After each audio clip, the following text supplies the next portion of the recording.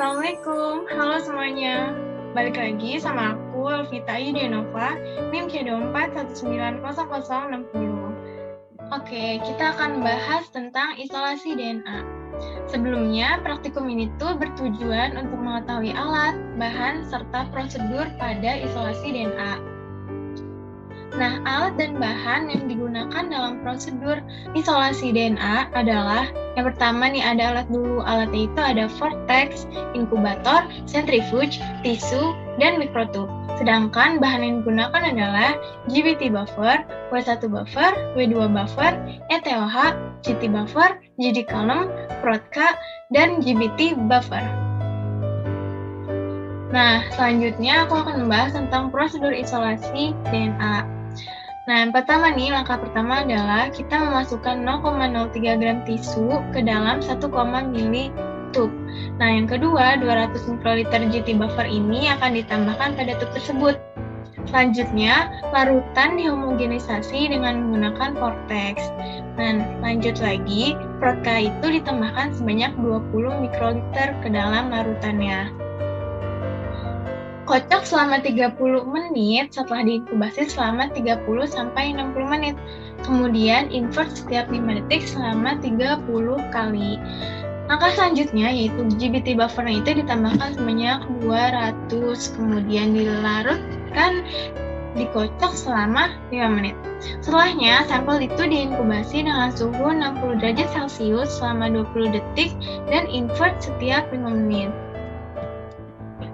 Nah, langkah ketujuh nih. Langkah ketujuh itu preheat IB 200 mikroliter dengan suhu mencapai 60 derajat Celcius untuk proses emulsi. Kemudian, sampelnya itu ditambahkan dengan mikroliter ETOH ABS dan kocok selama 10-30 menit. Langkah selanjutnya, sampel disimpan pada freezer dengan suhu 30 derajat Celcius selama 12 jam. Lalu ditransfer ke spin GD column dan centrifuge 14.000 sampai 16.000 gram per 2 detik. Langkah selanjutnya nih, jadi buang cairan bawah dan larutan itu ditambahkan dengan 400 mikroliter W1 buffer. Setelah itu, centrifuge dilanjutkan tadi dengan yang sama yaitu 14.000 sampai 16.000 gram selama 30 menit.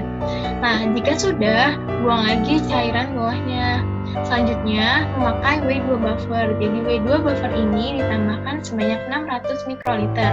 Kemudian dilakukan centrifuge lagi 14.000 sampai 16.000 gram selama 30 menit. Setelah itu buang lagi deh cairan bawahnya.